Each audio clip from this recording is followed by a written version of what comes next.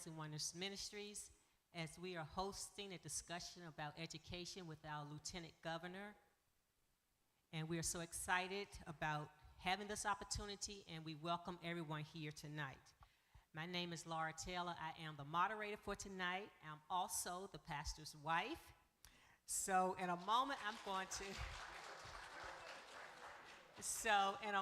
as the lady of the house, I'm going to tell you a little bit about what I expect from you as the audience on tonight, okay? But first, I'm going to ask my husband, Pastor David Taylor, the senior pastor of Signs and Wonders Ministries, to come up to give us a greeting and to give us our invocation, and then we're going to get right into why all of us are here on tonight.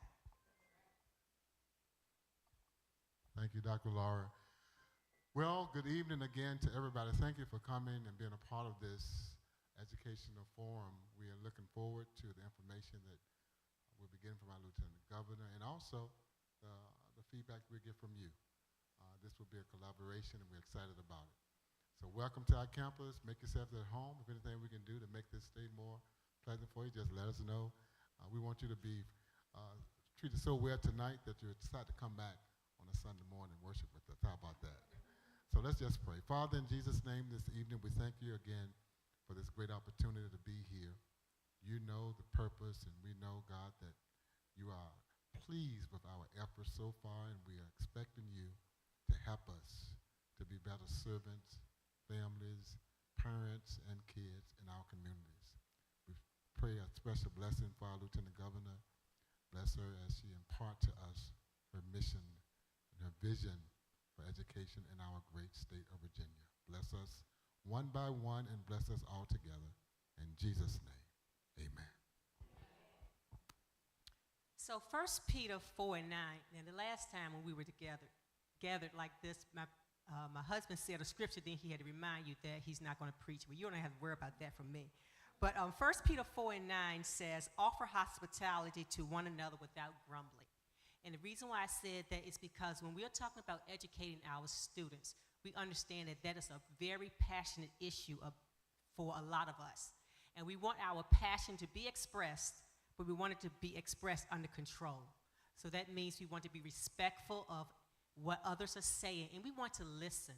And as an educator in communication, I learned that listening is a skill. Hearing is a sense.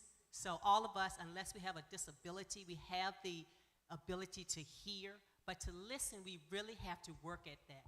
And what I want you to do tonight is to listen. I want you to be attentive listeners. I want you to be active listeners, which means that you are actually engaging in what the individual is saying, not preparing your rebuttal, because when we're doing that, we're not listening to what is being said. So I want you to be sure that you listen, and then I want you to be able to share with a more educated response because you have engaged in that skill of listening.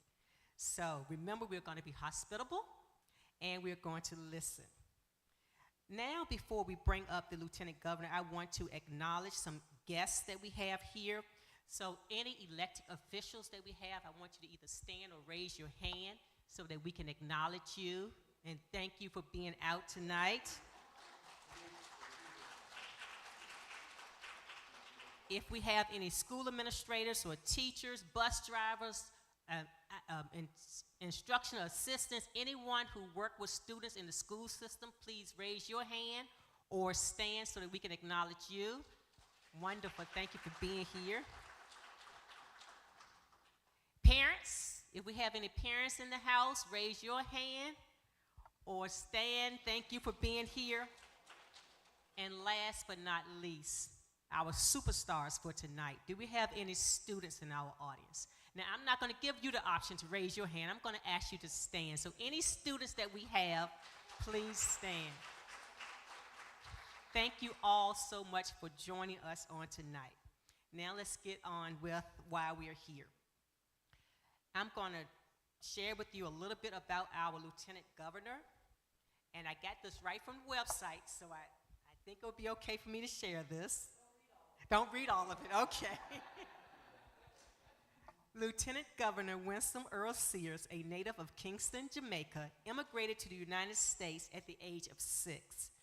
She is proud to have served in the United States Marine Corps, and in addition to her various appointments, she has served as the Vice President of the Virginia State Education Board. Lieutenant Earl Sears was first elected in 2022 to a majority Black House of Delegate District, a first for a Republican in Virginia since 1865. This is a part that we are really going to engage on. She is the first female lieutenant governor of the Commonwealth of Virginia. You may clap. And the first Black female elected to statewide office. So at this time, we would like to welcome to the stage Lieutenant Governor Winsome Earl Sears.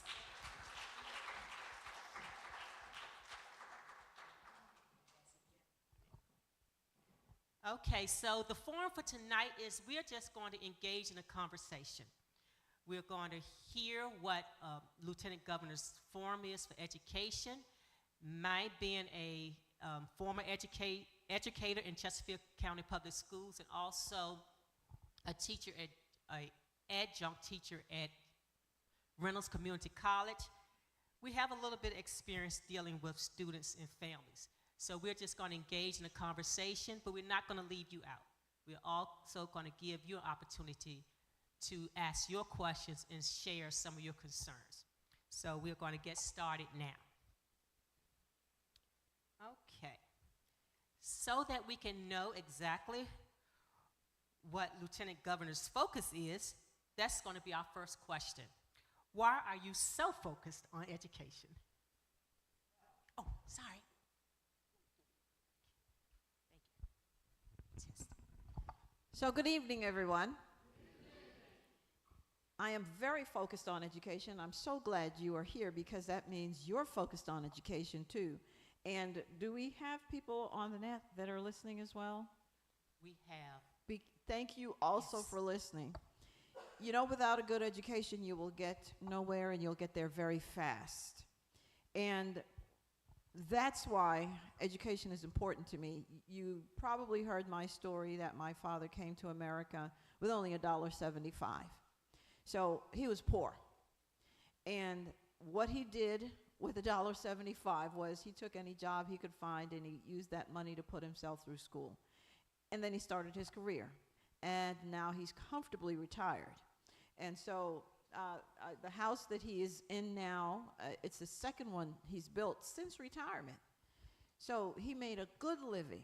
And I said to him, this new house, you know, it's too big for you. And he said, leave me alone, it's my money. So this is Mr. $1.75. Well, when he came, it was 17 days before Martin Luther King Jr. gave his I Have a Dream speech. So it was a bad time. It was a very bad time, and yet he was able to succeed because of an education. And that's why I always like to talk about Dr. King when he said, he was talking to the students of Barat Junior High School in Philadelphia 6 months before his assassination. And what he said to them was, I know the socioeconomic problems that you're facing. But then he said, doors are opening for you that were never open for your parents. Be prepared to walk through those doors when they open. And the way to do that is education. He said, burn the midnight oil. Stay in school and study. And we could give that same advice today, because I like our children, no matter what color they are, to look at me, and I say to them, you can be here too, because all I did was stay in school and study. That's what I did. I didn't do anything extraordinary, because I don't want them to think that it's so hard, they can never be lieutenant governor, blah, blah, blah, blah, blah, blah. No, they have to succeed. They must succeed. So that's why I'm focused on education. Education will open all doors. Thank you. One of the things, as you were talking about your father and having come to the United States with so little money, and it reminded me that what we expect for our children is to always do better than what we did. Yeah. And with my sons, I expected for them to go further in education than what I did. But we are finding now that the education system is such that we're questioning whether, our kids will be able to do better than the generations before them. So I can see why you are focusing on that, because that's not how it should be. Every year, every generation, we should expect for the opportunities to be greater because they are receiving a better education. Well, see, I was talking with somebody the other day, and they were asking me, what is the education system like in Jamaica? And, Jamaica is a majority black country. And think about this. When my father brought me to America when I was 6 years old, after a couple of years, he sent me back to Jamaica because he said, you're not learning anything. Think about that. And this was 72, 73. He sent me back for school. And let me tell you what happens in school there. So when you're 10 or 10 through 12, you have to take, it's like an SAT in order to determine which high school you're going to go to. Based upon your scores, you either go to the A high school, the B high school, or the C high school. And by the way, everybody on the island knows how you did. You're talking about, so when you talk about pressure on a child, yes. So 10 years old, you're taking the test, 11 years old, 12 years old. Because high school starts at 13. There is no junior high, there is high school. And your name is put in the newspaper that you passed, and this is the high school that you passed for, and there is no zoning. There is no zoning. You have kids who live 30 miles away who are coming into a high school because that's what we do. And then when you learn biology, you learn physics, you learn chemistry in the 7th, the 8th grade. In America, you don't get there until you're in the 9th grade. So you're already behind. And when I got back to Jamaica, I was behind. I needed a whole lot of tutoring just so that I could catch up. So I'm saying that we expect our children to succeed, and the Rhodes Scholars are black in Jamaica. Think about that. Because we're a majority black country, so we know that we can accomplish these things. And we don't have anything called nerds. No, if you're smart, right. We're all jealous that you're smart. You see what I mean? We want to succeed. We push each other. We don't say you're speaking some kind of English and you're acting white. No, you have to succeed. You must succeed. And back then they could beat you too in school.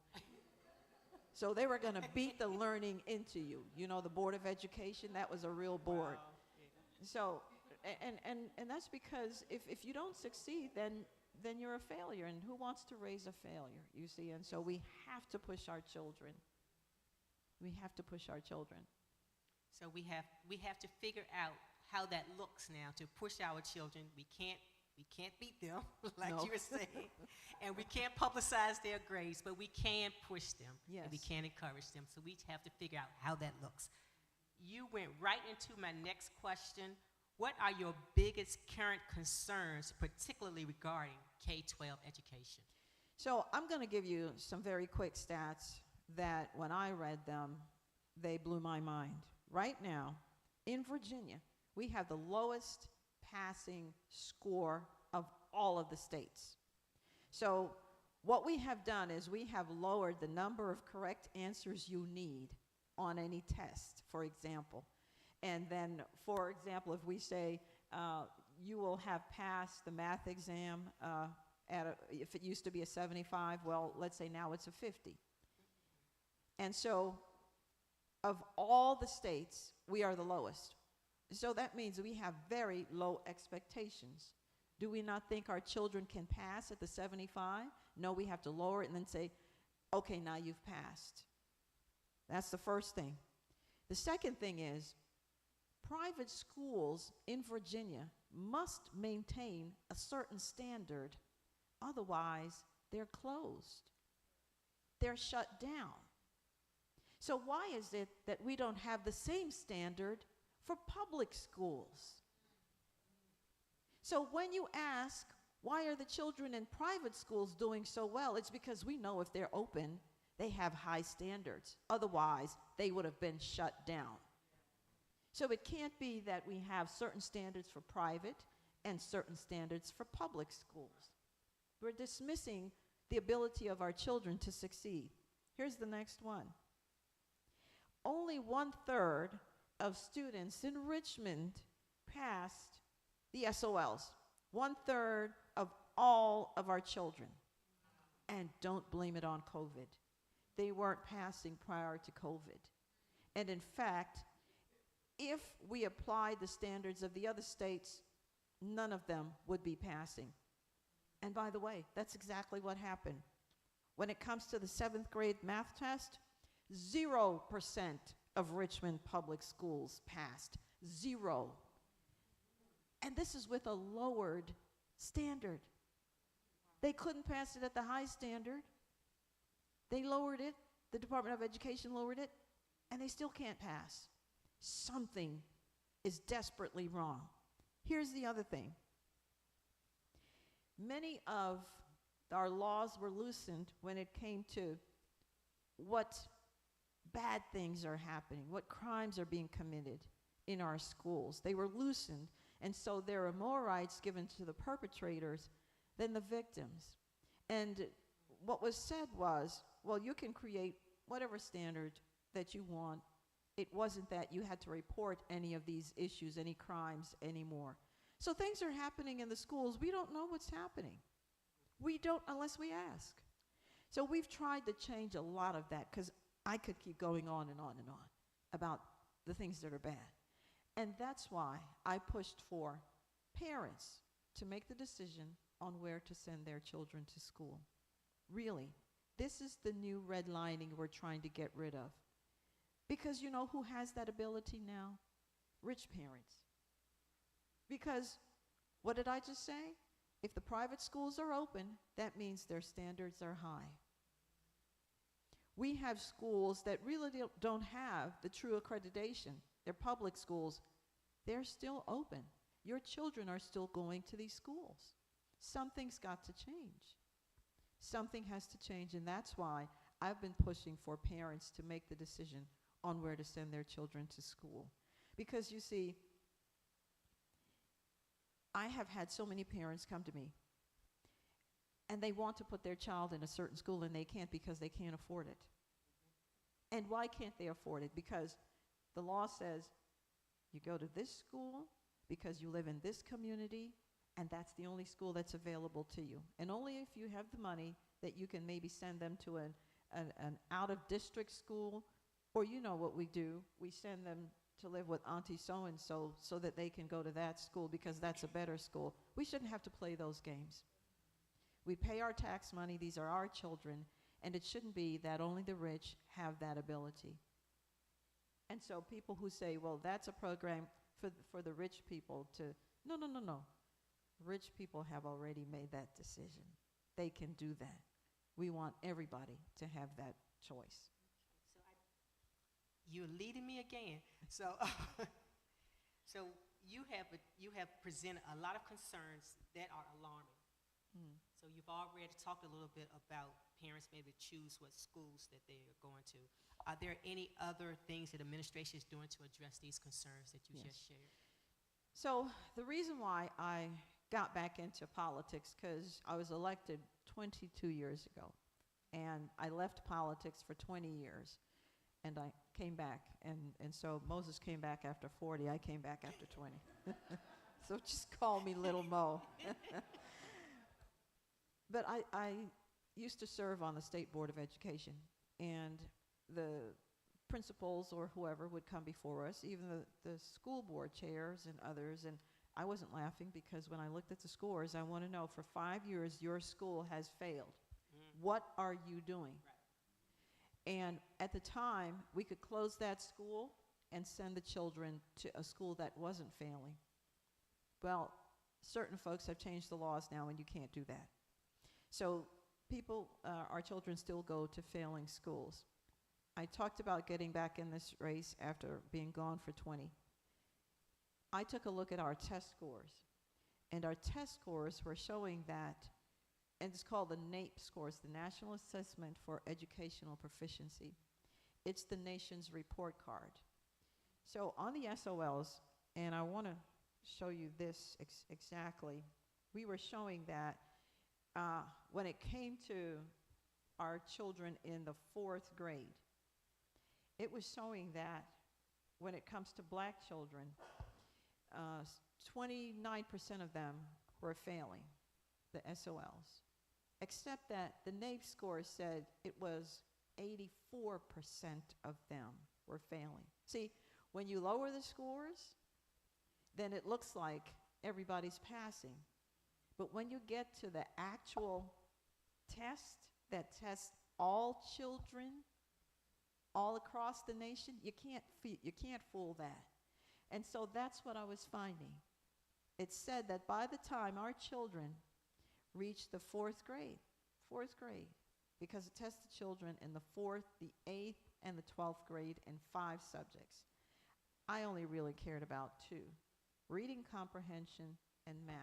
And it says by the time our children reach the 4th grade, 35% of Asian children can't do math, 47% of white children, 70% of Latino children, and 84% of black children cannot do math. And by the way, 85% of them are functionally illiterate. They could not read what's on this water bottle. So what do we have to do? We have to have massive change. Again, one thing we're pushing for is school choice. Until we have that, and I'm going to keep pushing for it. We pushed for it this year, it failed. We're coming back again.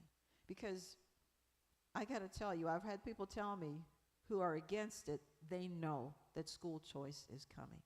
They're just fighting it, but they know it's coming. And so the second thing is we need more charter schools.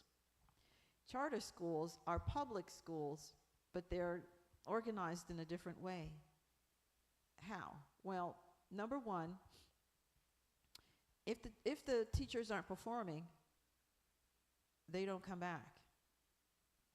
Number two, they set high standards. Number three, there are longer days in school, longer days. There is merit-based pay. There's so much more. And if the charter school isn't performing, you can close it down. But you can't close the public schools down, but you can close the charter schools. You see where I'm going? All right, so we have charter schools. I had an HBCU come to me 20 years ago and say they wanted to open charter schools as well. So we got that law passed. But after 20 years, guess how many charter schools we have? 7. In North Carolina, they have almost 200 and some. In D.C., they have like 130 or something like that. And in Virginia, we only have 7. That's another part of accountability. Something else that we have done since we have been elected, we've brought in lab schools. We've expanded the meaning of lab schools, and lab schools would still be public schools, but again, higher accountability just because there is none right now. So lab schools is where you can have innovative ideas in teaching. You're not, pigeonholed, this is the way you teach and this is how you've got to teach and that's it. And they can explore ideas on what works for this child, what works for that child, how do we do this, how do we do that. It was, can I say it? And yes, because we're in a church and hell is a real place. It was hell getting it through, hell getting it passed. But we got it passed. I was able to break the tie so that we could have the funding for it. We had $100 million set aside to yes. But unfortunately, some things happened and some miscalculations. So now it's only 50, but 50 million is a lot of money still. And that's another idea. We have so many different ideas. We just need to get going. That's it. We just need to get going. We need our children. Every year that we wait is another year that the child loses. And they don't get do-overs. And so we have had our education. This is not about us. This is not about a teachers union. This is about the child who is coming up, who needs to have a good education so that they can launch into life. And there are schools that are doing it. That's right. So you mentioned school choice, and as I indicated, I have been a public school teacher, and I haven't. Well, I want to say that I have mixed feelings about school choice, and then I realized that, well, even though I do, my son went to Appomattox Governor School, which is almost like a magnet school, so I do see the value in that.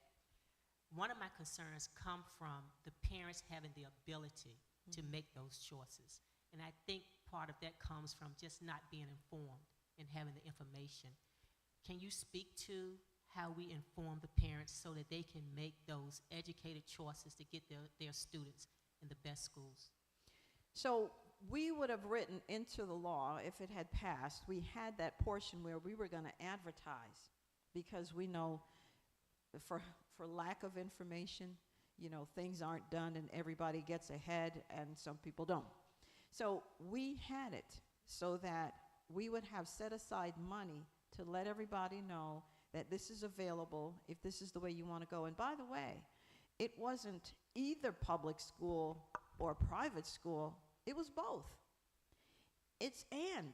If you want to keep your child in public school, you love your public school, keep your child in public school. If you want to make a different decision, you want to homeschool, for example, the fastest growing segment of homeschoolers are black parents. Black parents have jumped ahead of everybody. They're growing faster than any other demographic. So there would be money for that if you wanted to homeschool, which I know for a lot of us is a sacrifice no matter what, Yes.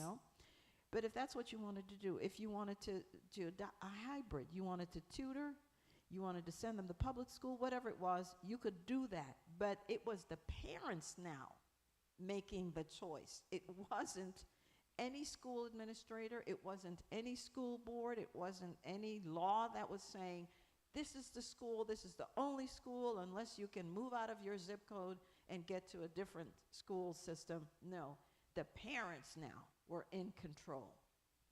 And by the way, one of the pushbacks we heard was that, well, you don't want public taxpayers' money going to private schools and institutions. So let's examine that. Please. That's already happening. When we get SNAP food benefits, that's public money that goes to a private grocery store, because there aren't any government grocery stores.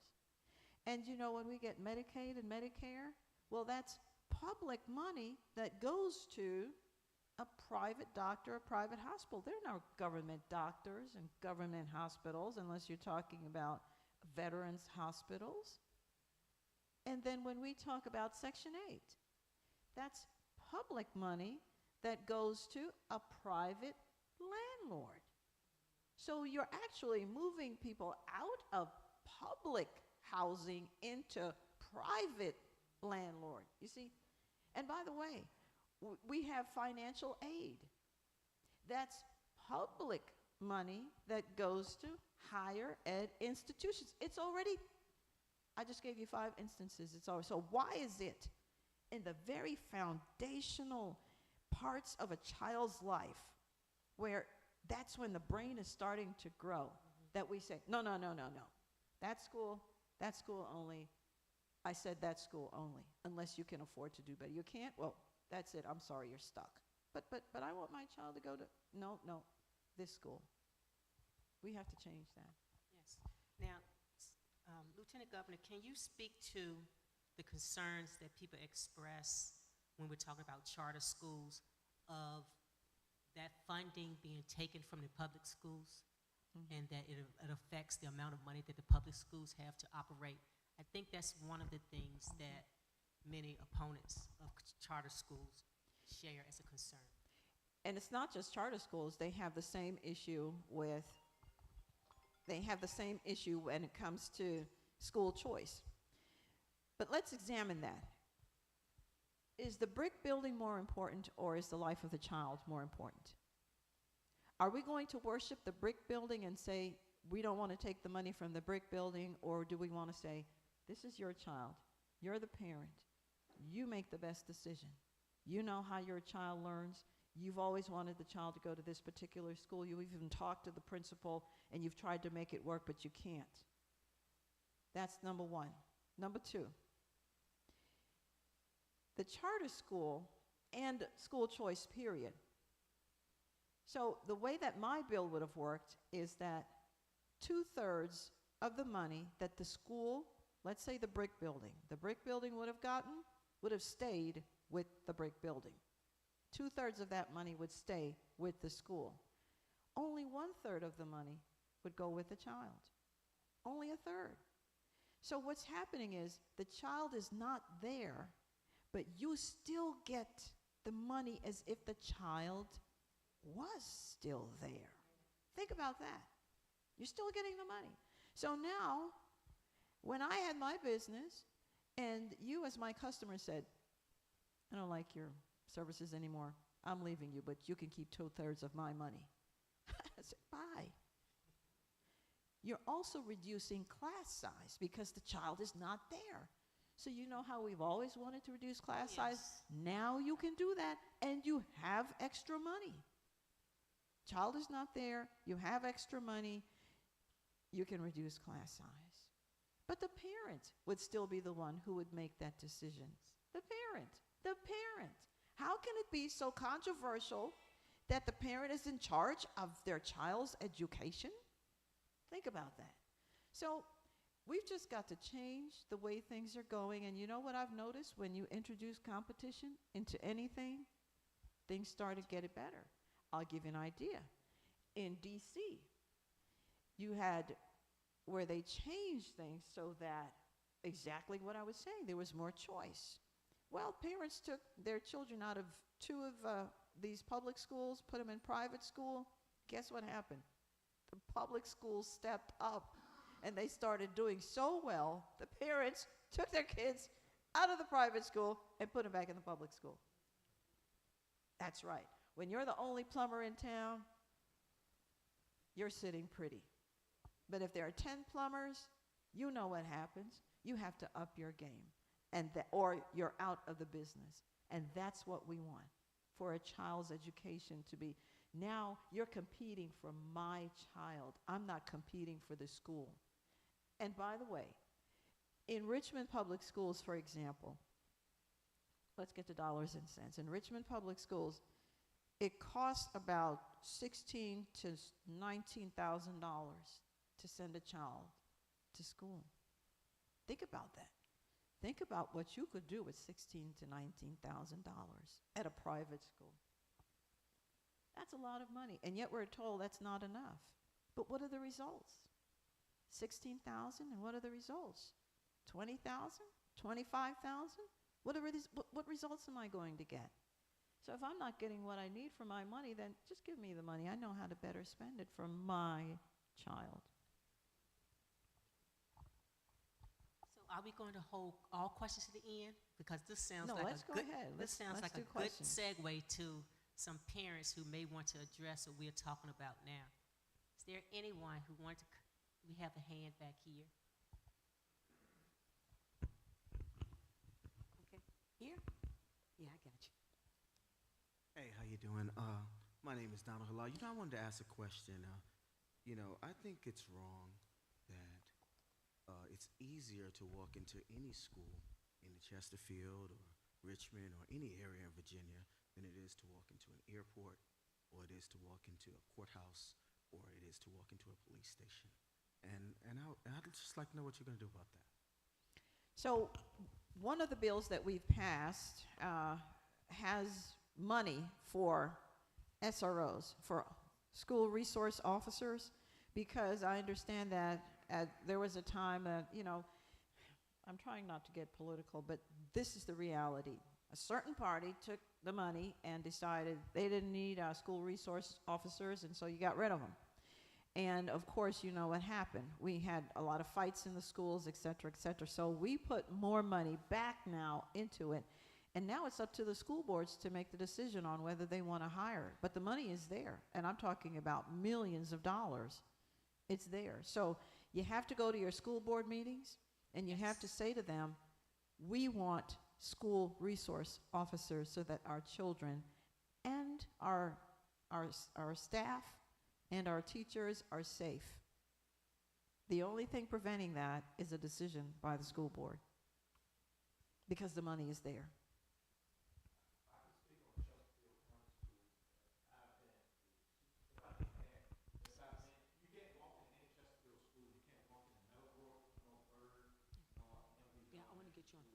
About 2 or 3 years ago, the Board of Supervisors and School Board convened a group to study violence in school after Texas, even before that.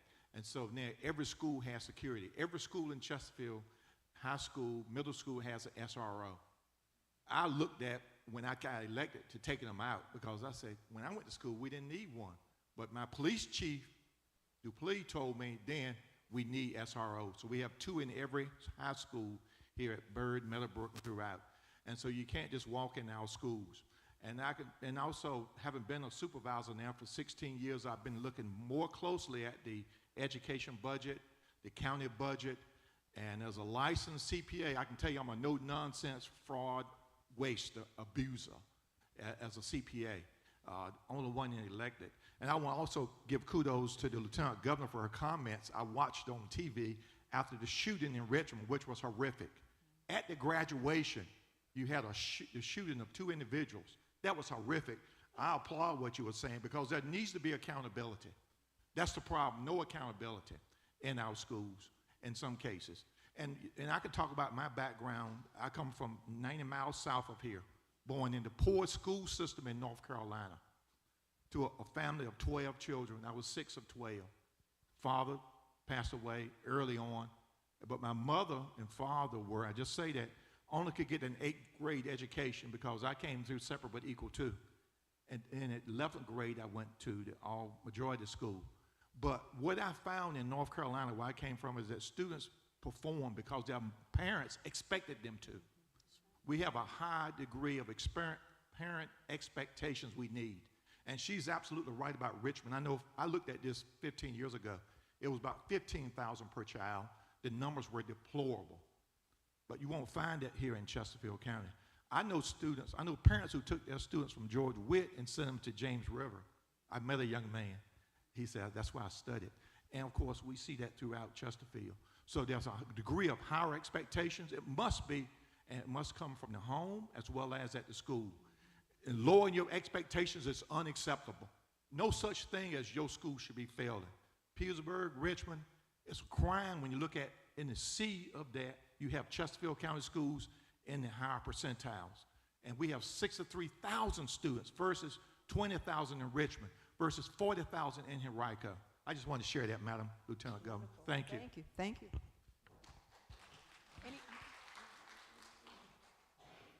We're going to take one more question before we move on. Oh, no, you can sit down. Oh, yeah, okay. Hello, my name is Cheryl Jackson Darden. I am a resident here in Chesterfield. I was born and raised in Norfolk, Virginia. My mom, she is a retired teacher, 35 years. My dad, Marine, hoorah. And my son, he's a Marine, hoorah. And my middle son actually went to what we would call a charter school in Norfolk. It was Roberts Park Elementary. The principal there was dynamic. She had a lot of corporate support to get the kids access to things that they wouldn't normally get in other schools. My youngest, and he's now a graduate of Hampton and working in politics. I won't tell you his name. My youngest son is 18, and he is autistic. He's on the spectrum, and it has been a challenge throughout his childhood in the education system, because there's nothing that, although there's an IEP that is in place, the resources for kids who have special needs, it's not a thing where they can grow and identify who they want to be how they want to be. A lot of times they get pushed along, and a parent like me who will challenge the school system, who will get resources such as my cousin who's an administrator in Maryland, friends who are counselors in Richmond who get on that IEP call and challenge what the principals and the assistant principals and the specialists will try to say. I do that because I have that resource. A lot of people don't have that resource, and we see kids with special needs fall by the wayside. Although DARS is partners with the schools, a lot of times finding them viable work, identifying what their skills and their challenges are, and giving them the support is not always there. So my question, after having kids all over the place over the last 31 years, what is your position on providing a viable, successful education pathway for children with special needs? I'm glad you asked that question, because I keep hearing that now that I'm back, that even though your child should have qualified for the kind of help that they need, they're not getting it. And from some parents I've heard, it takes, by the time they get it, they've been fighting for so long, whereas other parents have just given up. And it shouldn't be that way. And in fact, I don't know if you know, but there was just a recent court case where a parent in your same situation took the school board to court, and they lost because the particular school board, and I think most of them are pretty good at this, they've made it so airtight that if they can prove that they've been trying this and trying that, but it's not really helping, then they get away with it. So what I'm thinking is what we need is finally some kind of law, and I'm looking into it. So I'm a bill this for next session that says it shouldn't take 6 years for you to figure out that this child is in need of a special kind of help, and the piecemealing of the help that you're giving isn't working. Because right now, remember how I said we have public monies that go to private institutions? For those parents who persevere, we actually are, if we can't provide it in the schools here in Virginia, we are paying to send the child to another state where they can get that kind of education.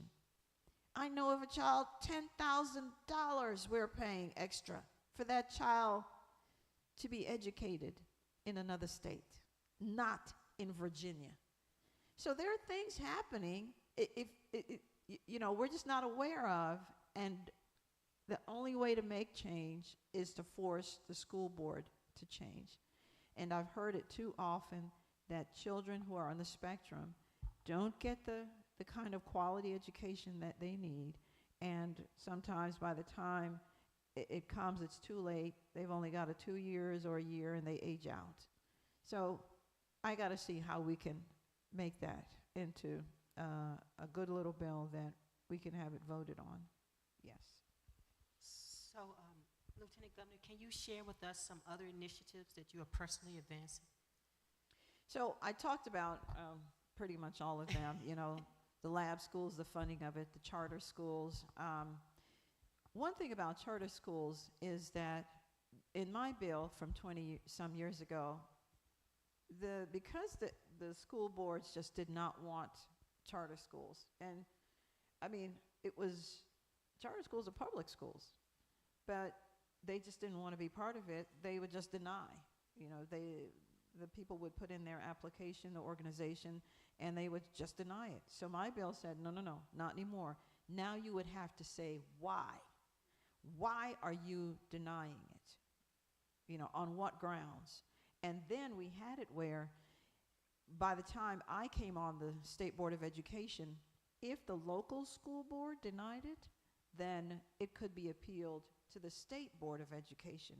And then we could see whether or not this was truly not nefarious. We just don't want them, and so we're going to get rid of them. And we approved one of them, and that came through that I know of. And the school is still here. It's thriving, accepting children. People are clamoring to get in, and it's all lottery system, of course. So you know, we've just got to, the only way to change things is to get different people in position so that they will vote for your child. That's it. It's a vote for your child. And I knew of several lawmakers, they send their children to private school, but they're public school teachers. Wait a minute. I don't know about you, but if I go to a restaurant and they tell me the chef doesn't eat here, the chef eats down the street, I'm going down the street. So if you're a public school teacher, but you send your child to private school, what do you know that I don't? You have no faith in the public school system. That's what you're saying. But then I don't have that ability. And by the way, for those who they do have their children, let's say, in public school, lawmakers, they have the ability to hire tutors. Don't let yourself be snowed. Well, I have my child in public school, but you also have the ability to have tutoring all the time, anytime, because you make that kind of money that I don't. I remember the former governor, before this one, was asked by a parent in public housing to have the ability to send her child to a private school. And he said to her, but that's not enough money still to send the child to private school. And she said, if I have to work 3 jobs to do it, that's what I will do, because I want the best for my son, but at least give me some money so that I can get started. So you see, this is it. This is what we're saying. 16,000, and I know it's really close to 19, but I don't want anybody to fact check me, because they will. But it's more like 19,000 now in Richmond public schools. But yet there are private schools who are doing it for a lot less, and they're doing very well. And that's all we're saying. Parents want to be in control. Parents want to be in control. That's it. Okay, I have just one more question for you. How can parents learn more and get engaged? Well, that's it. We have to start going to school board meetings. Yes, and we have to be a part of the PTAs. I was a PTA parent, and one of the things I said to my PTA is, we got to stop meeting in this person's home and this person's home. We need to be in a place where everybody wants to come and feels comfortable. We don't want to be in your living room. So we had to change that, right? But you've got to get involved, and you got to come to the school board meetings, and you got to go to city council meetings, because somebody said to me one time, I have a problem, for example, with the mayor. Who do I complain to? Who's the mayor's boss? I said, you're the boss. No, really, who's the mayor's boss? Because I have a problem. You're the boss of the mayor. You're the boss of the school board, because they can't be in position unless you elect them. That's how this works. And so you need to go to the podium and give them what's on your mind. If your child isn't learning, you want to ask them, why not? Come to the State Board of Education meetings and talk about what's going on in your school. Why don't you have the ability to move your child? I had a mother come. She testified. Her child was bullied. She went to the school board and begged to have him moved. No success. He killed himself. She said, if I had had the ability, I wasn't asking for private school. I just wanted him moved. Nope, that's the school. That's the school. That's your zip code. And let me say this last thing. The other thing that I've heard is, well, this is just like way back in the 50s when white parents took their kids and private school. That's not the way it was. What happened was, you know how redlining came about? Well, when we wanted to get into the good schools, as we say, then they decided, the government did, to give us the money so that we could all decide where to send our children to school. We had that. But then what was happening was the white parents were also still keeping their children in the public schools. So they were desegregating on their own because they love their public schools. So then when that started happening, the folks, and you can read all about this, said, well, let's change it. Let's change it so that it's by zip code now. So they took the money back and said, if you live in this zip code, then that's the school you go to. And that's how we have what we have today. So we're going to change that with your help. Okay, well, you may not have this opportunity again. We have the Lieutenant Governor right here in front of you. So if you have any questions, you have any concerns, now is the time to share them.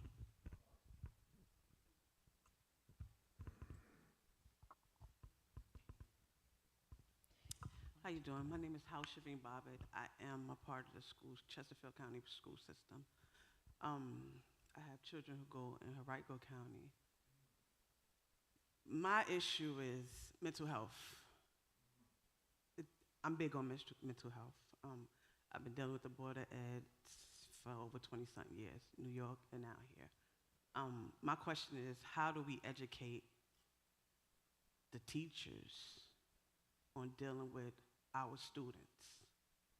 Because they are lacking that resource. And we talk about the timing with mental health as well as getting these kids evaluated, and a lot of parents aren't educated on how or where and why we have to wait so long for an evaluation, and it's unfair, right? Especially for the parents who aren't knowledgeable.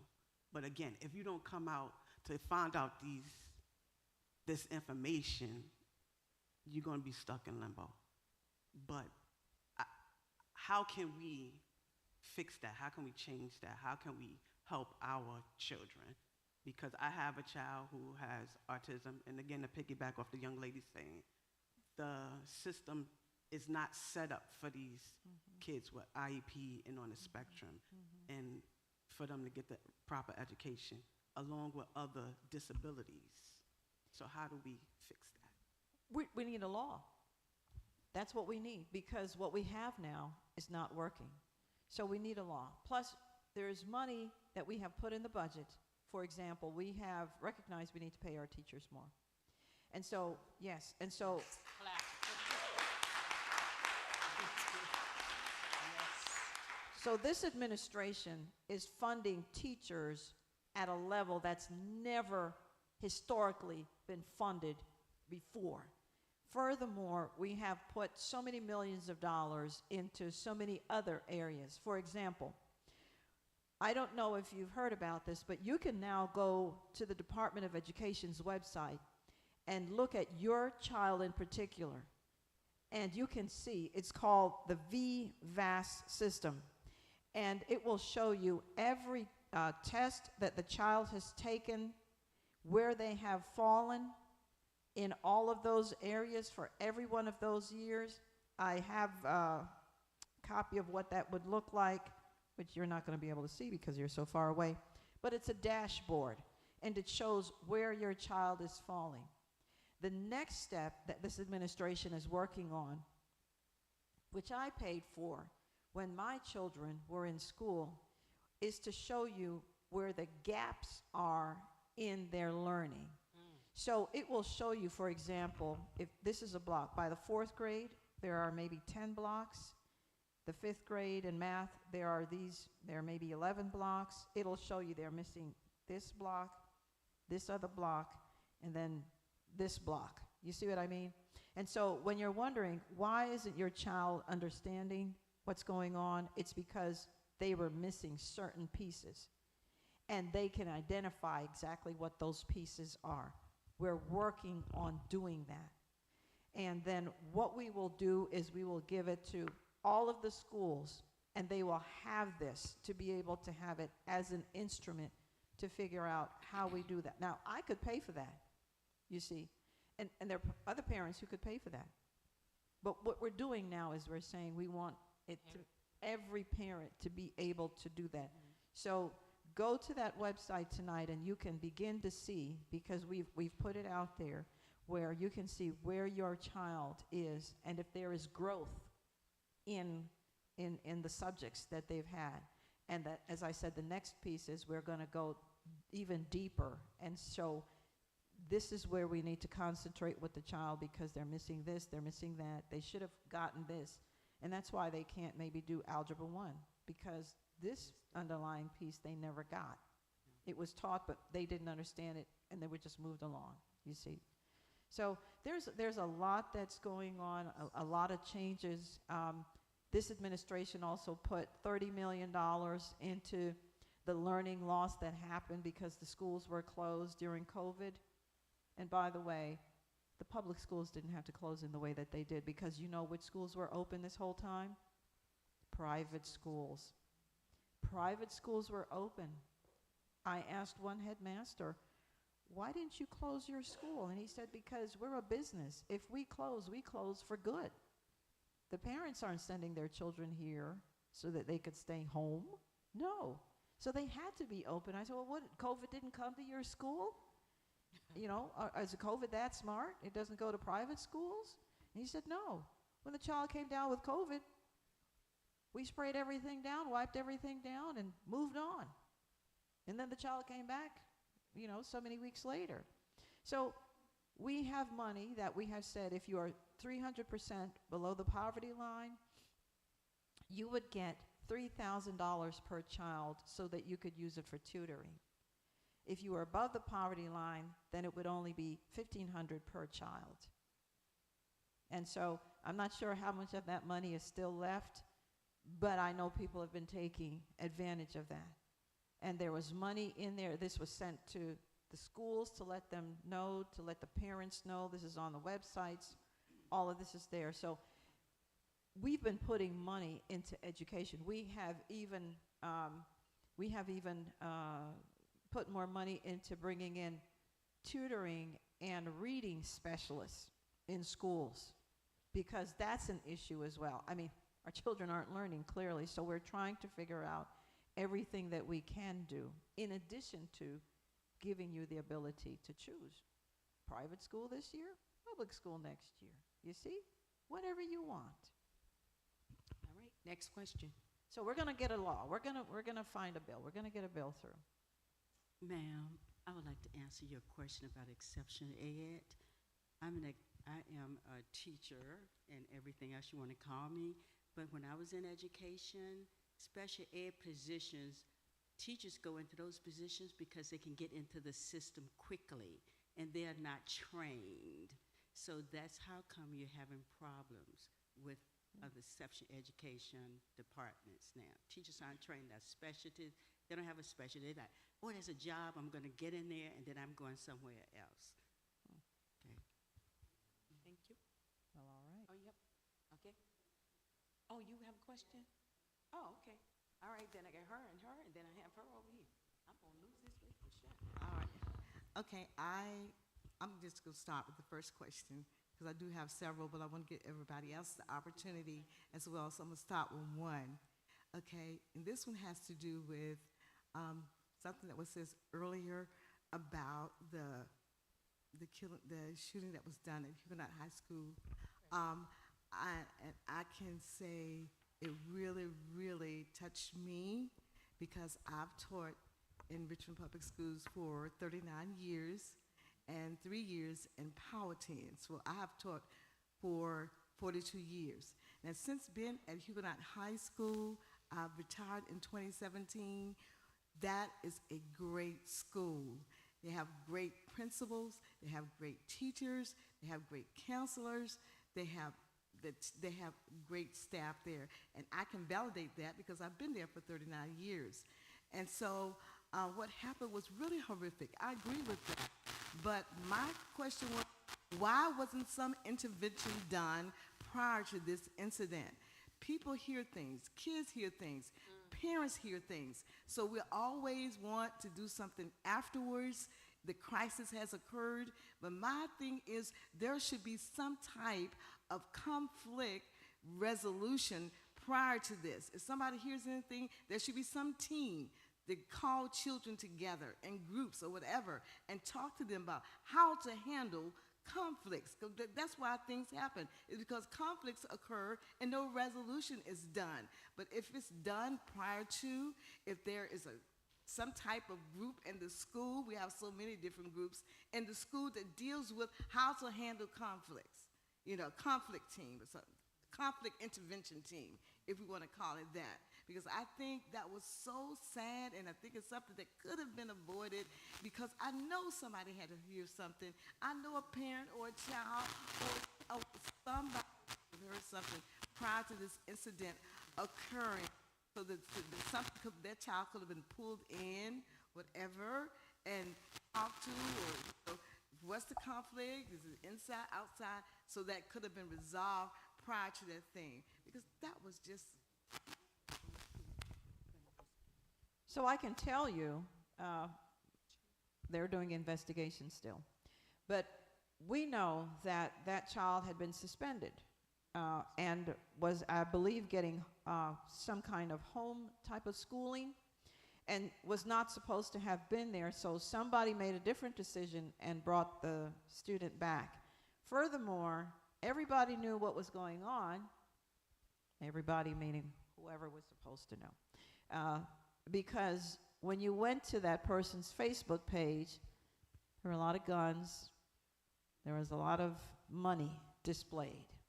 So people knew what was going on, and I don't know. I mean, this is social media. People are bragging.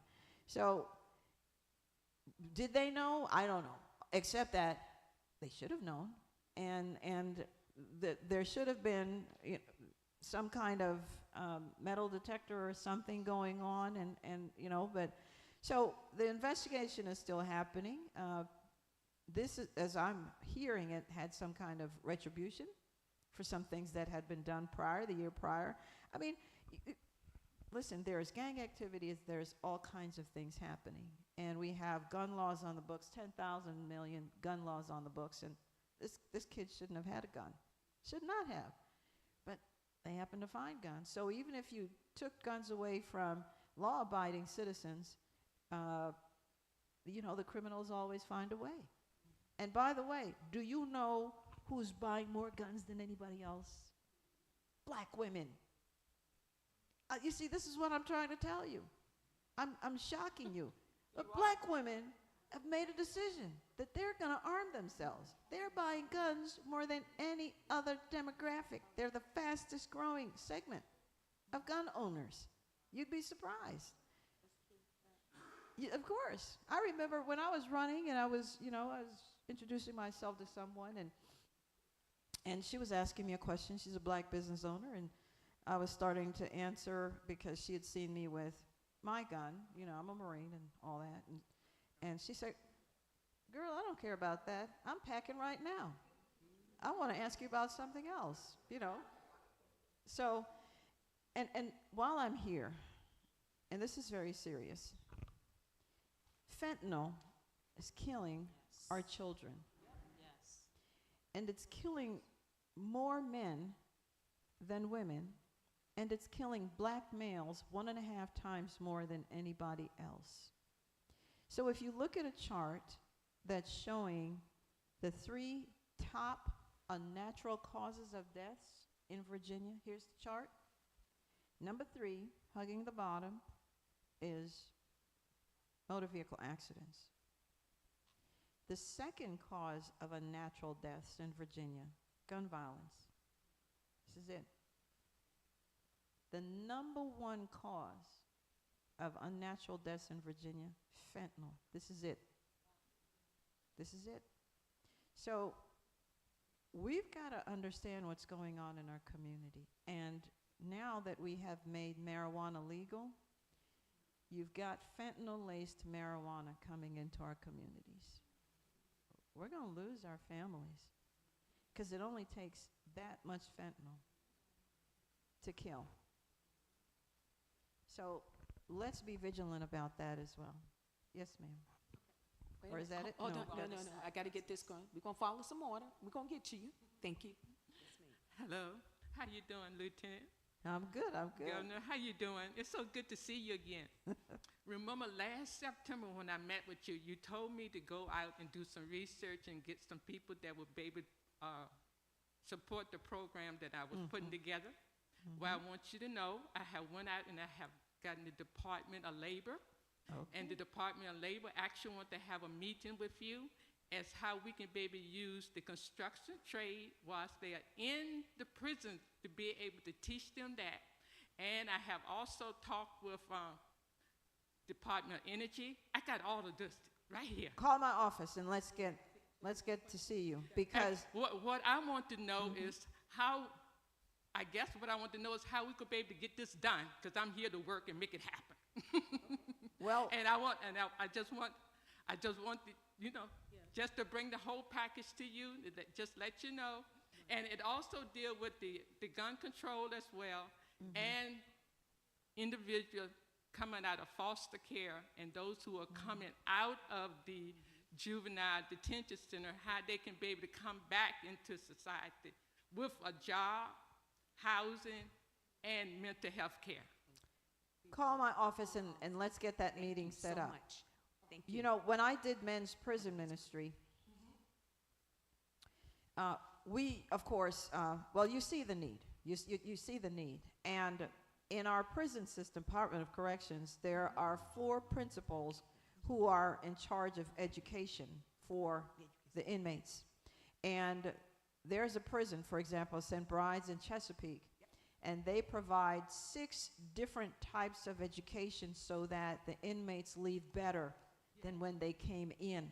And in fact, for some of the programs, you need to be there for 2-3 years, for 3 years in order to get the whole education. They're asking the judge to sentence them for longer so that they can go to that prison.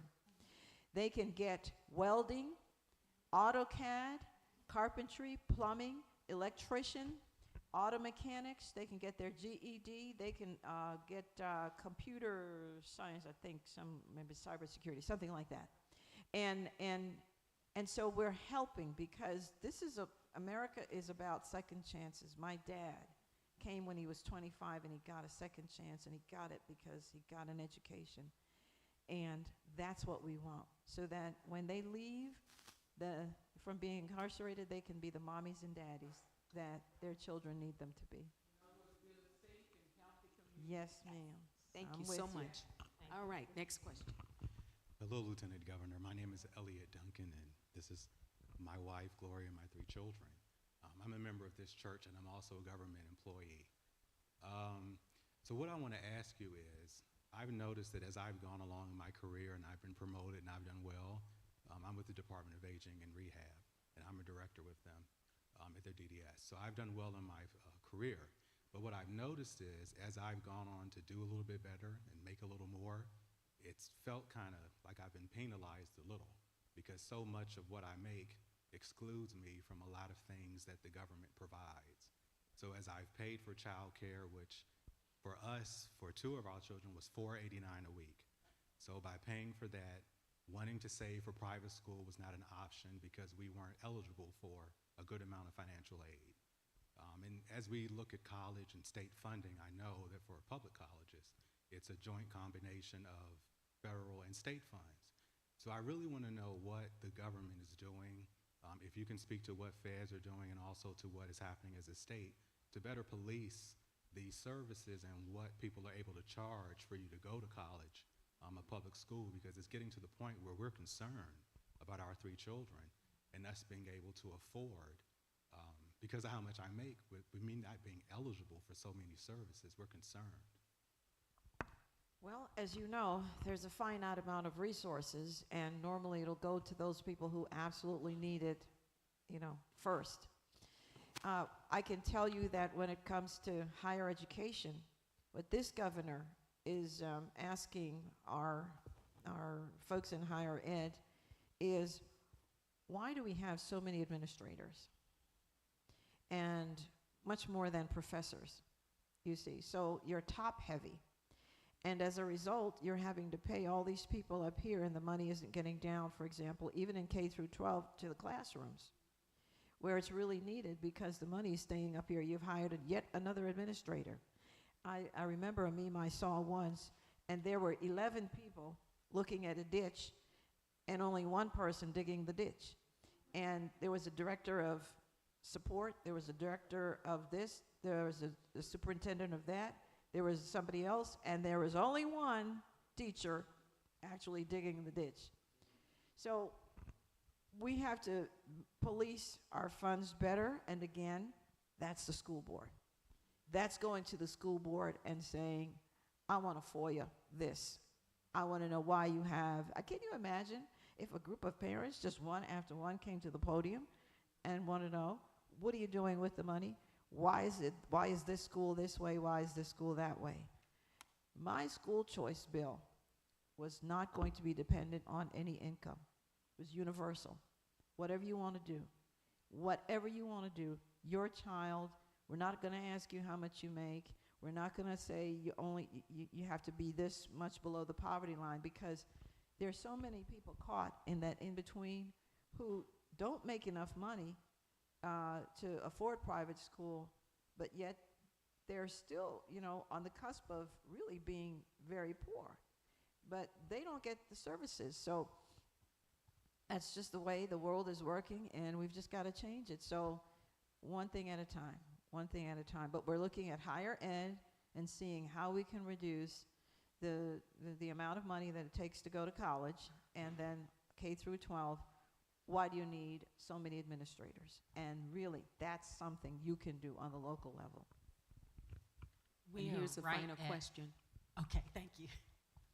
How you doing, Lieutenant Governor? My name is Stephen Calloway. Yes, sir. My question involves the issues that are going on around some of the schools on the south side of Richmond. I know this to be fact because I was once participating in some of these illegal activities in these vicinities where schools are close to, pertaining to like Blackwell, areas down there like that.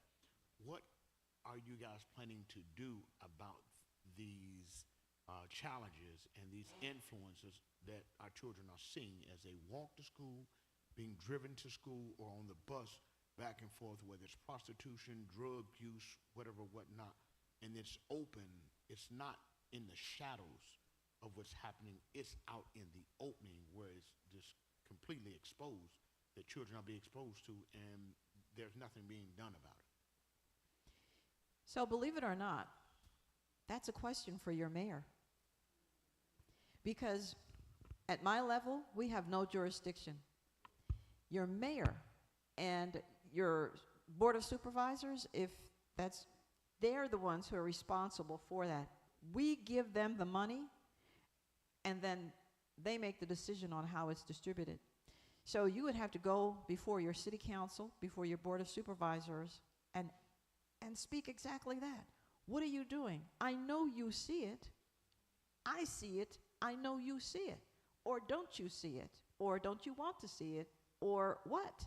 Because I myself was at a meeting with some former gang members, and just to talk about and to listen to what was on their minds. They wanted their communities changed too. They didn't want to see the next generation dying.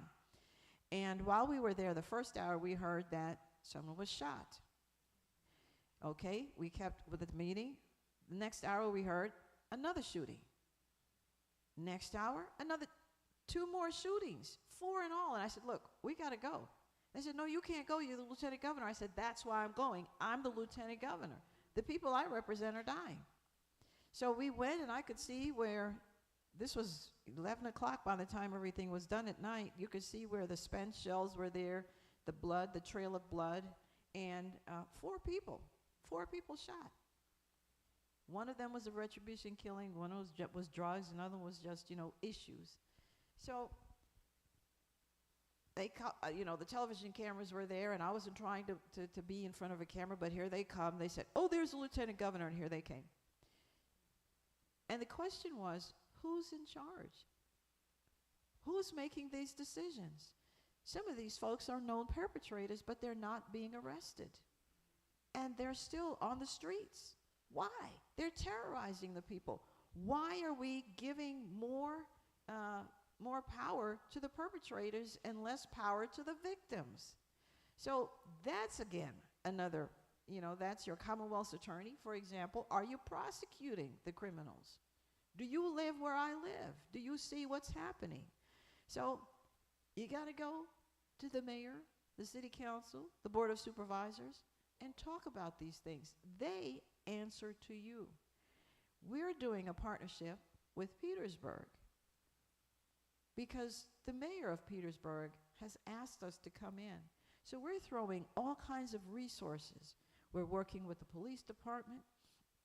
We're working with the school board. We're working with their Department of Health. We're working with their Department of Transportation.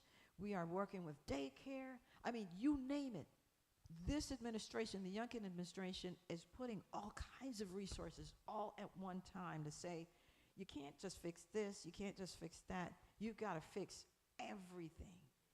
And so that's what we're doing, but we couldn't do it until we were asked to come in.